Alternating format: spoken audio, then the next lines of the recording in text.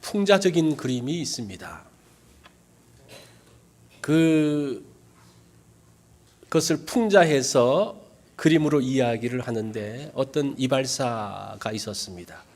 하루는 목사님이 이발을 하기 위해서 그 이발관에 들러서 머리를 다 깎았습니다. 깎고 난 다음에 얼마를 드려야 됩니까? 라고 말하니까 이 이발사가 하는 말이 하나님의 일을 하는 목사님께 제가 이 이발비를 받을 수가 없습니다. 그냥 가십시오. 그러는 거예요. 그래서 이 목사님이 그냥 이제 갔습니다. 그 다음 날 이발사가 가게 문을 열려고 보니까 그 앞에 감사 카드와 꽃이 있었습니다. 자, 그 다음에 경찰관이 와가지고 이제 이발을 합니다. 머리를 다 까고 난 다음에 또 이야기를 하죠. 얼마입니까? 그러니까 이 지역을 위해서 수고하신 경관님께 제가 어찌 이 수고료를 받을 수 있습니까? 그냥 가십시오. 그래서 이분이 또 그냥 갔어요. 그리고 그 다음날 와서 가게를 열려고 보니까 그 앞에 감사 카드와 맛있는 도넛이 있었습니다. 며칠 있다가 또 한 사람이 왔는데 국회의원이 이제 머리를 깎으러 왔습니다.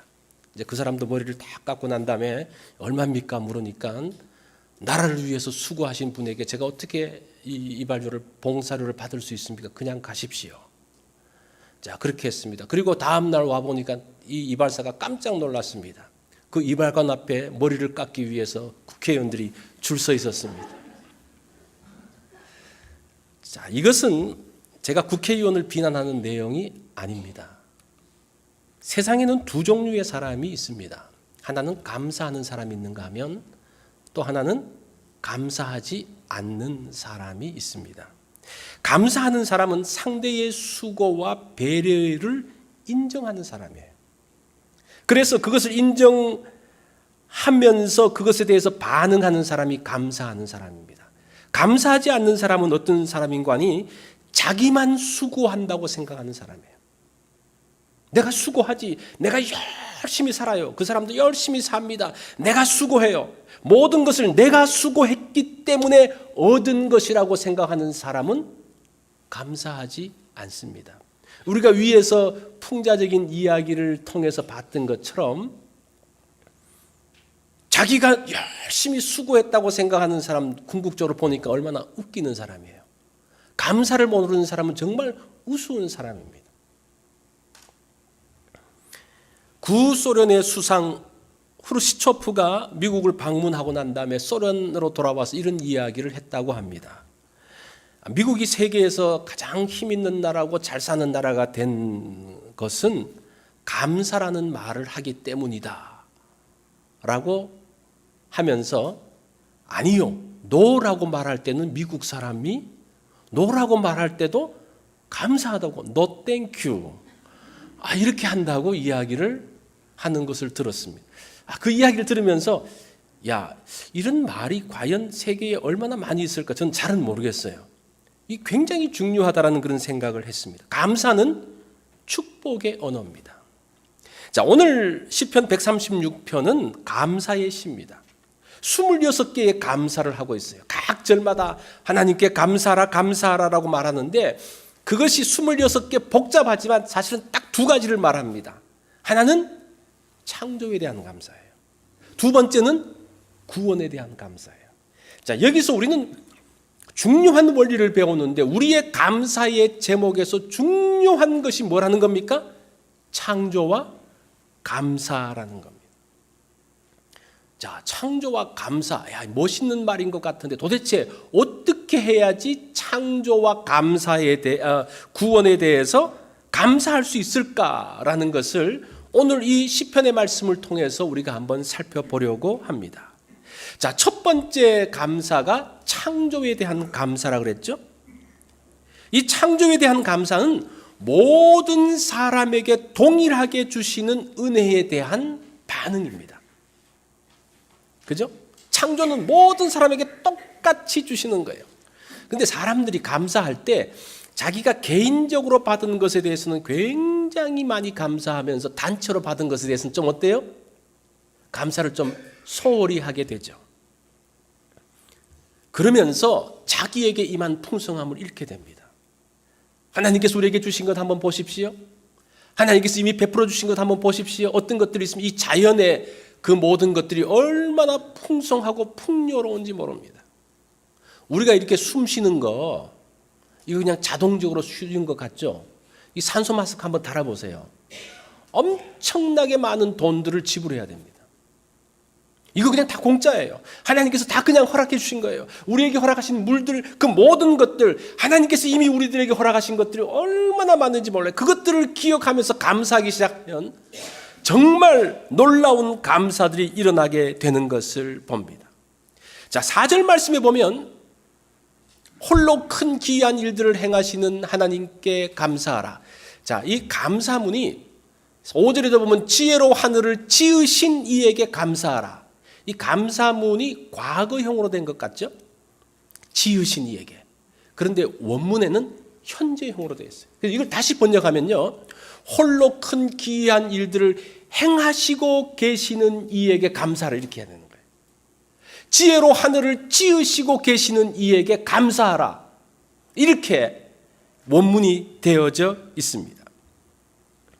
자, 이것은 무엇인고 하니 오래전에 하나님께서 지으신 창조물들을 보면서 한번 감탄하고 끝나는 것이 아니라 또 감사하고 그 창조물을 누리고 하는 그러한 내용이 담겨져 있는 것이 현재형이라는 겁니다. 6절을 한번 보십시오. 땅을 물 위에 펴신 이에게 감사하라. 자, 이것도 현재형으로 고치면 뭡니까? 땅을 물 위에 펴시는 이에게, 지금도 펴시는 이에게. 이 펴다라는 단어를 보니까요, 이 단어는 두들겨 만들다, 탕탕 치다 그런 뜻이에요. 이 펼친다라고 말할 때 우리가 생각할 때는 이 옷감을 두루마리에 말한 것들을 쫙 펼치는 것들을 생각하게 되어지고 종이를 펼치는 것으로 생각하는데, 여기서 펼친다는 라카라는 단어는 쇠를 가져다가 불에 달구어서 망치로 두들겨서 펴는 것을 이야기하는 거예요. 그러니까 굉장히 이 하는 무엇인가 역동적인 것들이 담겨져 있습니다.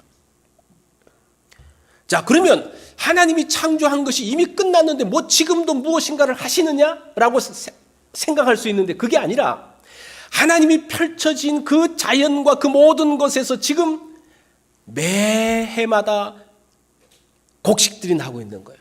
매해마다 거기서 다양한 과실들이 올라오고 있는 거예요. 거기서 마치 하나님께서 창조되신 것이 지금도 일하고 있는 것처럼 계속적으로 누리고 계속적으로 그것을 내가 갖고 계속적으로 그것 때문에 행복하고 기뻐하는 것을 지금 표현하고 있는 거예요. 이해가 되십니까? 지금 그 내용이 현재형에 대한 겁니다. 제가 어릴 적에 저희 아버님이 굴렁쇠를 만들어 주셨습니다. 이 굴렁쇠 기억나시죠?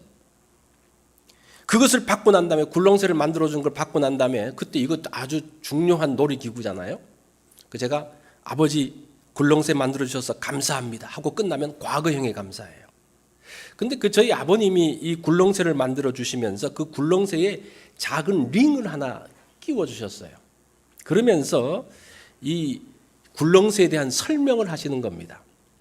이 굴렁쇠에 링이 있는데 이 굴렁쇠를 굴리면서 가면 이 굴렁쇠가 너에게 말을 할 것이다. 소리가 난다는 거예요. 또 하나, 이 굴렁쇠는 내리막길을 달릴 때에, 원래 내리막을 달리면 이게 아웃 오브 컨트롤이 되면 막 혼자서 올라가서 잊어먹든지 아니면 그거 따라가다가 넘어져서 다칠 수가 있으니까, 이 내리막을 달릴 때는 굴렁쇠 손잡이를 링에 딱 끼워서 가면 빠르기를 컨트롤할 수 있을 것이다 라고 이야기를 하시는 거예요. 제가 이제 그 굴렁쇠를 가지고 착 굴리면서 갑니다. 소리가 잘잘잘잘 나는데 멋있는 소리가 나요. 그 소리를 들으면서 사람들이 다 피해요. 그리고 내리막으로 가는데 기가 막힌 거예요. 이 내리막으로 가면 대부분 아이들이 굴렁쇠를 굴리지 못하고 들고 갑니다. 왜냐하면 잃어버릴까 봐, 다칠까 봐. 그런데 저는 상관없어요. 탁 끼워가지고 쫙 하면 속도가 쫙 조절됩니다. 이 내리막길을 갈 때 정말 감탄할 정도예요. 얼마나 기가 막힌지. 그러면서 이 굴렁쇠를 굴리면서 감탄하고 감사하고, 보세요. 이미 굴렁쇠를 만드는 것은 과거의 일이에요. 한번 감사하고 끝나는 것이 아니라 그것을 쓰면서 사용하면서 계속적으로 감탄하고 감사하고 좋아하는 것, 그것이 현재적인 감사라는 겁니다. 이해가 되세요? 이미 하나님께서 모든 것을 다 허락하셨어요. 중요한 것은 우리가 그것들을 지금 또 사용하고 또 사용하고 또 사용하고 기뻐하면서 하나님을 기억하고 하는 것이 감사인데, 그 감사는 무엇이 되어야 된다는 겁니까? 현재형의 감사가 되어져야 된다는 거예요. 그래야지 우리가 그 감사를 늘 즐기면서 누리면서 살 수가 있다는 겁니다. 하나님이 창조하신 거 이미 끝났죠. 과거 그 옛날에 이미 끝난 겁니다. 그런데 그 창조가 이미 옛날에 끝난 것이 아니고 여전히 지금도 나에게 축복이 됨으로 인해서 이 시인이 현재형으로 감사를 표현하고 있는 거예요. 그 하늘을 짓고 계시는 하나님께, 마치 지은 것이 아니라 지금도 지으면서 그 가운데서 그 지으신 것이 나에게 축복이 되어지고 나에게 은혜가 되어지는 것들을 고백하는 그 찬양, 그 찬양이 현재형의 감사라는 겁니다. 그래서 이 창조에 대한 그 감사를 현재형으로 하면서 그 축복이, 그 창조가 오늘날 나에게도 여전히 축복이 되는 것을 고백하고 있습니다. 감사는 뭡니까? 현재형이어야 됩니다. 자, 두 번째는 구원에 대한 감사를 이야기하고 있습니다. 창조는 하나님이 하신 일들이 모든 사람들에게 미치는 것이라면, 구원은 하나님이 하신 일이 개인 또는 특정 집단에 임하는 것이 구원에 대한 감사예요. 이것은 우리가 잘 느끼고 잘 할 수가 있죠. 10절에 보니까 애굽의 장자를 치신 하나님, 14절에 홍해를 가르신 하나님께 감사하라. 지금 출애굽 때에 이스라엘에게 하신 일들을 말하면서 감사합니다. 그런데 이렇게 이야기하면요, 이렇게 말하는 분들이 있을 거예요. 이스라엘에게 있었던 일들을 왜 우리가 감사해야 되는가? 지금 뭐 우리 것도 아니고 이스라엘의 그 옛날에 있었던 것을 우리가 감사해야 되는가? 이 시편 136편의 저자가 누군지 정확하게 알 수가 없는데, 이것들을 추적을 해보면요, 다윗일 가능성이 굉장히 많아요. 학자들이 그렇게 이야기합니다. 자, 그것에 대한 설명을 제가 지금은 자세히 하지 않고, 자, 그러면 이 다윗이 보세요. 다윗이 지금 찬양하는 내용이 약 800년 전에 있는 것을 하고 있어요. 아무리 조상적의 일이지만 800년 전에 있었던 일을 가지고 내가 감사한다? 실감이 있을까? 자, 바꾸어서 말하면 이제 우리 한국의 역사에 지금으로부터 800년 전에 어떤 일이 있었는지 아십니까? 1200년대에 그 역사를 보면요, 1200년대 중반쯤부터 몽고가 침입을 합니다. 원나라에 침입을 하면서 그때 굉장히 어려움을 당해요. 자, 800년 전에 있었던 어떤 한 사건 때문에 같은 조상 그 후손이라도 그것 때문에 감사한다, 사실 별 느낌이 없어요. 그러니까 이것은 무엇을 이야기하는 거 아니? 지금 이 시인이 출애굽 800년 전에 있었던 일들을 감사하는 거나 우리하고 상관없는, 우리가 이스라엘의 그것을 감사하는 거하고 사실은 아무런 연관이 없는 거예요. 그런데 어떻게 해서 그것이 연관이 될 수 있는가? 그것은요, 그 조상들 가운데 역사하셨던 그 하나님이 지금도 나에게 역사하신다면요, 그건 이야기가 달라져요. 우리하고 상관없는 이스라엘이지만 이스라엘 가운데 역사하셨던 하나님이 지금 이 21세기에 우리의 상황 가운데서도 역사하신다, 그러면 달라지는 거예요. 그것을 이야기하는 거예요. 그 역사적인 사건이 이게 뭐 다르다 어쩌다라는 것이 아니고, 그 한때 역사하신 하나님을 추억하면서 그렇게 역사하신 하나님, 과거에 그렇게 일하신 그 하나님이 지금 나에게도 역사하실 수 있다? 감사하죠. 감사하지 아니할 수가 없죠. 히스기야의 그 죽을 것 같은 그 히스기야를 살리신 그 하나님, 누구도 살리십니까? 나도 살리시는 거예요. 그렇기 때문에 그 이스라엘의 역사 가운데서, 오래전의 역사 가운데서도 있었던 그 하나님에 대한 찬양이 현재 나에게도 여전히 유효하고 우리가 그것을 기대하면서 기도할 수가 있다는 겁니다. 그래서 이것도 역시 현재형의 감사를 이야기하는 겁니다. 하나님께서 이스라엘 가운데 어떻게 일하십니까? 13절에 보면 홍해를 가르신 이에게 감사하라. 이 가르신이라는 단어를 보니까요, 그 단어가 박살내다 이런 뜻이에요. 갈기갈기 찢다 그런 뜻이에요. 그러니까 하나님께서 홍해를 가르시는데 이게 어떤 사건입니까? 이스라엘 백성들이 출애굽에서 나가잖아요. 나가는데 이제 바로가 이스라엘 백성들을 보내주고 난 다음에 너무 아까우니까 군사들을 보내가지고 추격을 합니다. 이 뒤에는 애굽의 군대들이 쫙 따라오고 이스라엘이 앞으로 도망 나가는데 앞에 뭐가 있습니까? 바다가 딱 가로막고 있는 거예요. 이제는 끝나는 거예요. 끝장난 거예요. 그런데 그 상황 가운데서 하나님께서 홍해를 여시는데 어떻게 여십니까?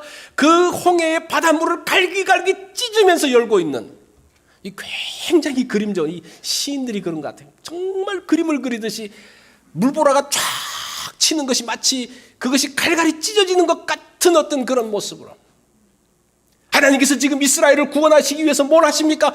바다를 찢고 있는 것을 볼 수가 있습니다. 그 수백 년 전의 조상들의 그 이야기, 이스라엘에 있었던 그 이야기가 오늘날 나에게도 여전히 나를 가로막고 있는 그 거대한 강들, 내가 넘을 수 없는 그 거대한 바다들을 하나님께서 갈갈이 찢으시면서 그것들을 펼치시는, 그래서 우리를 구원하시는 그 하나님, 그 하나님을 우리가 찬양하고 감사하는 거예요. 그런데 하나님께서 왜 홍해를 갈랐을까? 왜 하나님께서 엄한 홍해를 갈랐을까요? 아, 내가 이렇게 힘 있는 하나님이야라는 것을 보여주기 위해서입니까? 아니에요. 거기 보면요, 뒤에 14절에 보면 이유가 나오는데 이스라엘을 그 가운데 통과하게 하기 위해서, 그 이스라엘을 구원하게 하기 위해서 뭘 하시는 겁니까? 바다를 찢으시는 거예요. 하나님이 힘자랑하신 분이 아닙니다. 그런데 그렇게 하시지 않는 분인데 그의 백성들, 그의 자녀들의 구원의 일을 위해서는 하나님께서 온 힘을 동원하셔서 그 일에 참여하셔서 구원하신다는 거예요. 그 하나님, 그 구원의 하나님을 말씀하고 있습니다.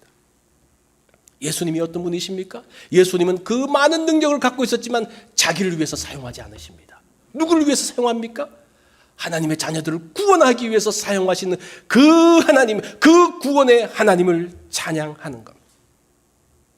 23절을 보십시오. 23절에 보면 우리를 비천한 가운데서도 기억해 주시는 이에게 감사하라.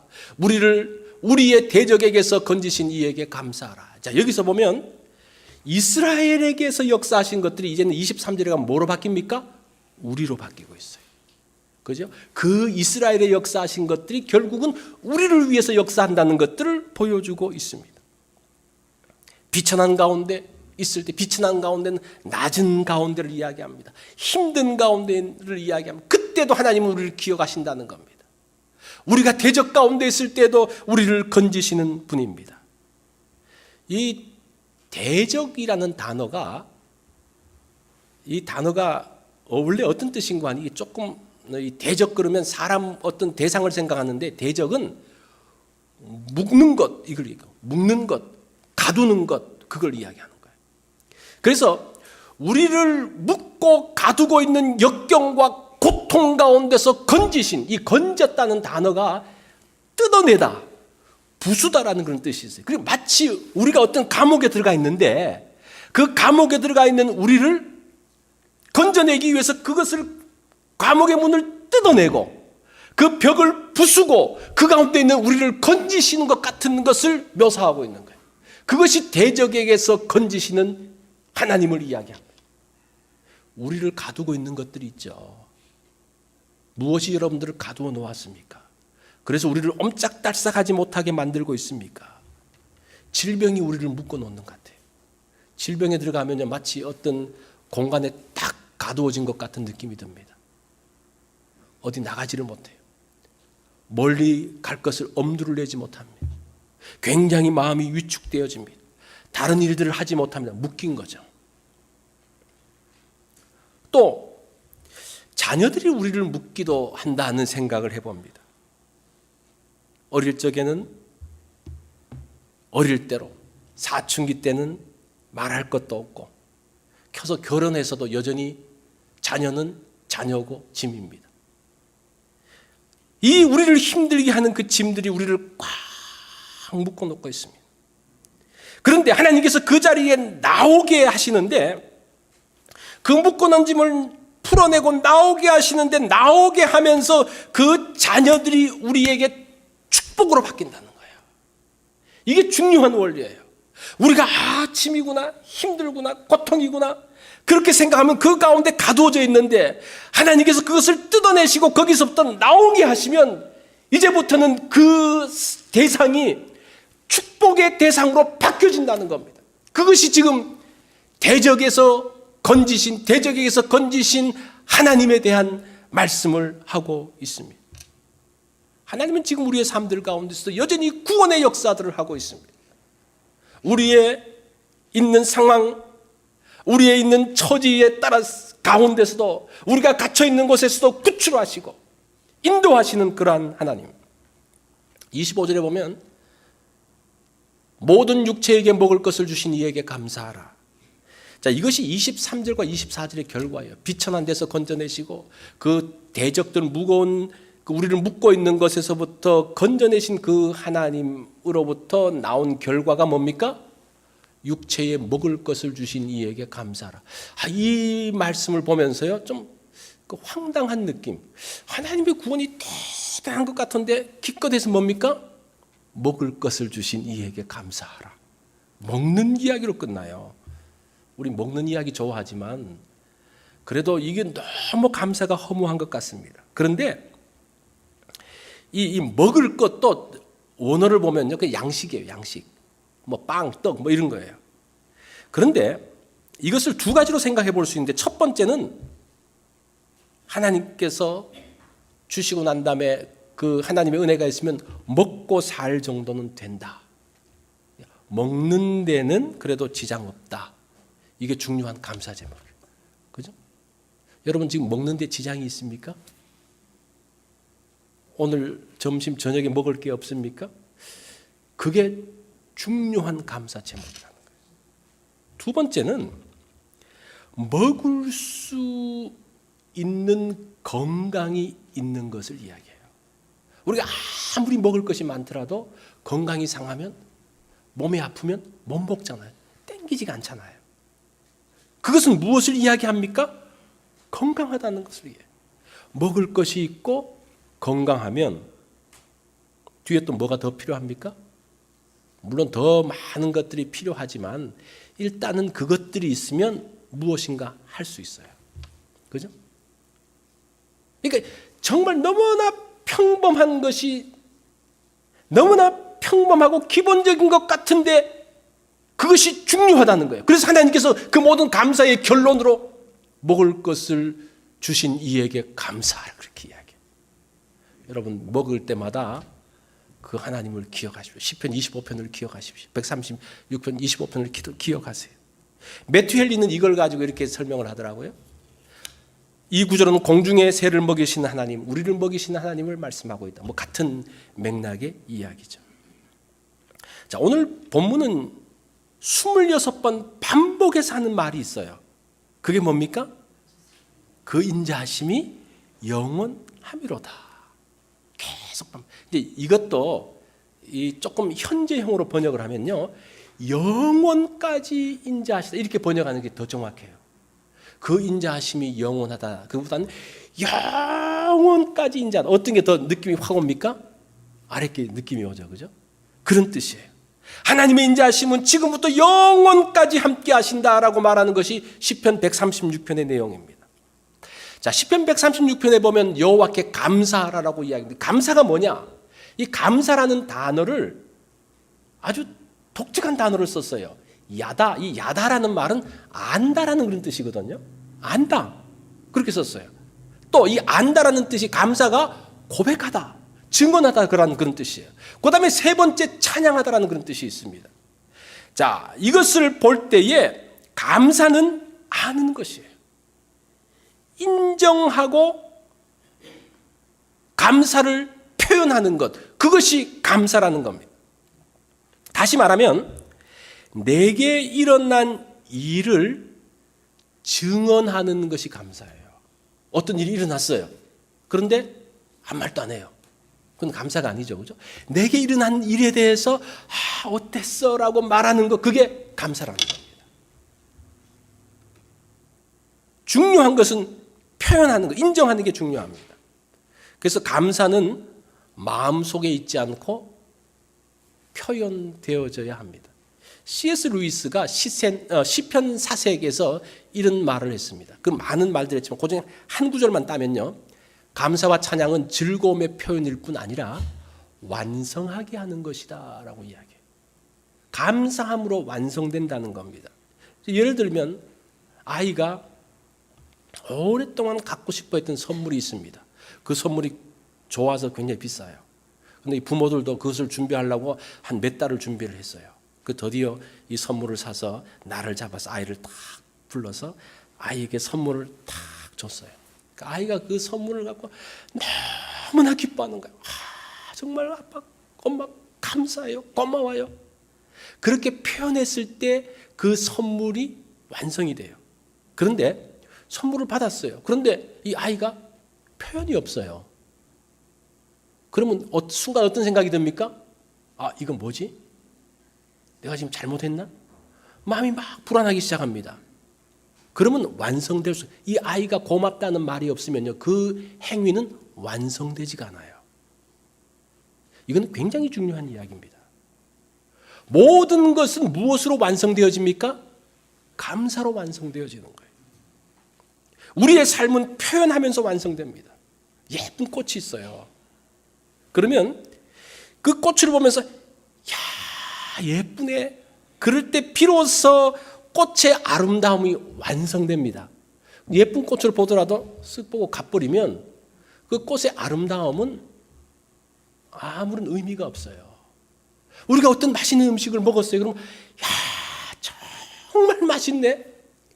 그렇게 표현을 하고 감사할 때에 음식의 가치가 비로소 완성되어지고 그 음식을 준비한 사람의 수고가 완성되어지는 거예요. 오늘 여러분 이 말 잘 기억을 하십시오.